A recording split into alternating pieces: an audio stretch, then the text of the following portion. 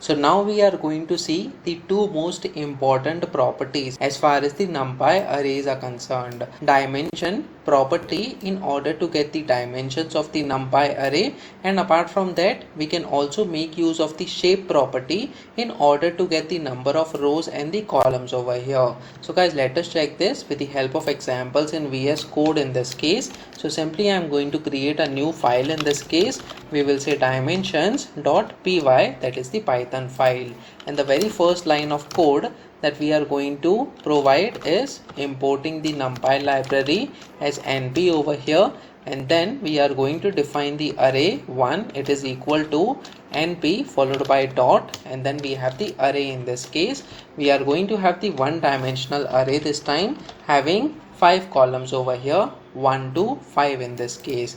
Now guys, how do we get the dimension of this particular array? As I have told you, simply we can print the dimensions over here by using the ndim property. So simply we are going to format this particular string.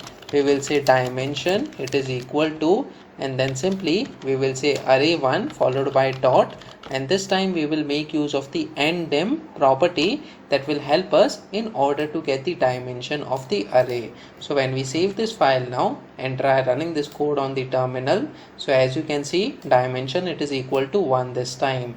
Now guys, similarly we want to get the shape as well. So what is the difference between dimension and shape? Let us check that as well. So simply instead of ndim in this case, we will have the shape property this time. So guys, shape will help us in order to get the number of rows and the columns as well. So when we run this code once again over here, as you can see, the dimension is 1, whereas the shape, since the number of row is 1 over here, we are only getting the number of columns this time, which is 5 in this case. So guys, in this way, this is the difference between the dimension and shape.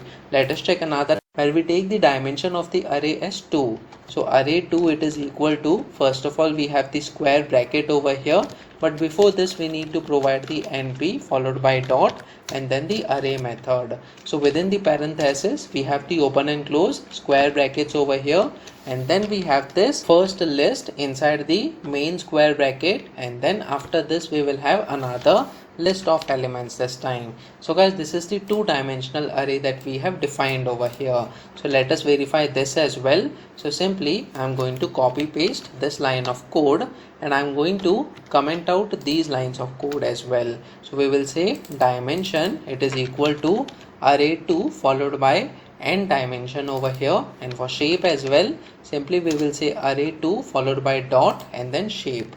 So let me just save this file now and try running this code once again over here. So as you can see, we have the dimension, it is equal to 2, and then we have the shape, it is equal to 2 by 3 this time. That's because we have the number of rows as 2 over here, and then the number of columns as 3, and that is why we are getting 2 by 3 as the shape.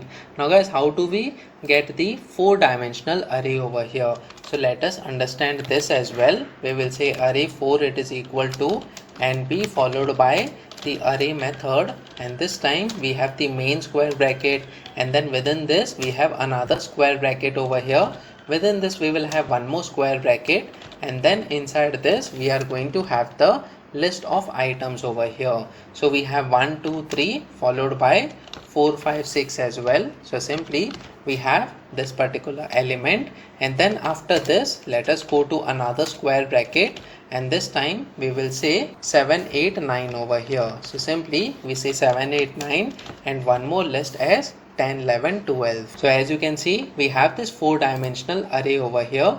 Let me just copy paste these lines of code and comment out these lines of code as well, and then we will paste it over here. Simply instead of array 2 we will say array 4 this time, in order to get the dimension and the shape of this particular NumPy array. So when we run this code, as you can see, the dimension it is equal to 4, and what is the shape? So as you can see, within this main square bracket we are having one element this time, and then inside the second square bracket we have the two square brackets over here. That is why we are getting 2, at the second position, followed by more 2 elements over here, and that is why we are getting 2 once again.